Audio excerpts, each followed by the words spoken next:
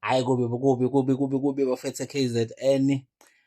Hey, ishubile KZN. Yabona umuso wopolitiki ngempela fanele kuyokhankasa KZN. Sekushubile bafethu. Akusakhankaseki nje nhlobo. Akusakhankaseki KZN. Uyabona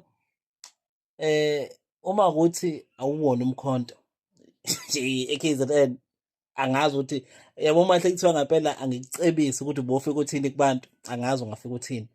Yabona lento lena khona le system ekade isebenza before othi uthola ukuthi kuzobe senekuthathwe amabhasi kuthathwa abantu bafakwe emabhasini bahambe kuthiwa khona ukudla lapha eniyakhona bagijime-ke bafike-ke baye emabhasini bafike badle bakhonvinswe-ke bese beyabuya-ke sebethi hhayi bayovetela mhlawumbe impela lelo qembu leli kade libanika ukudla yo expired leyo system leyo ama-food parcels expired. Ngisho ngathi sekunzima ngisho ukubatshela ukuthi uzobakhela izindlu ngendlela nje sekuyiyona uma uzothi nje sizonakhela izindlu hawu uyamosha futhi ngazi ukuthi uzobacika nje uma uzobatshela ngaleso umuza ngaleso story leso.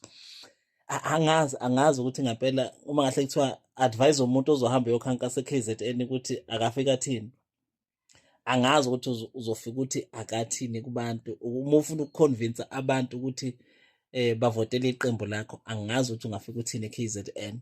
So nje it's a big challenge kumaqembu ezepolitiki athi afuna ukuyokhankasa e-KZN and abantu base-KZN abaningi sebey'tshelile ukuthi into esiyifunayo thina isemkhontweni. Ngisho sungathini sebezitshelile ukuthi yabona thina into esiyifunayo isemkhontweni.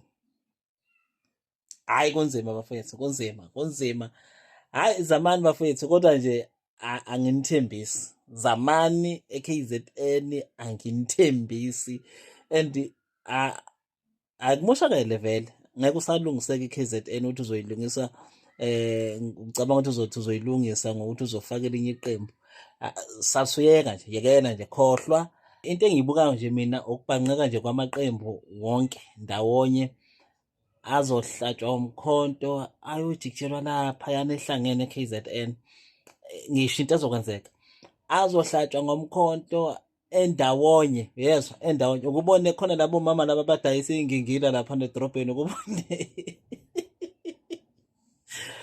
iy'ngingila uma sey'chonyothini sey'hlanganiswe ndawonye ngibona isibonakaliso ne ngibona amaqembu ehlonyiwe njengey'ngingila othini kodwa ahlonywe la emkhontweni eyojikijelwa laphana ehlangene ndawonye. Ngikhuluma ngamaqembu mina ehlangene ndawonye yo bafethu single handed in KZN.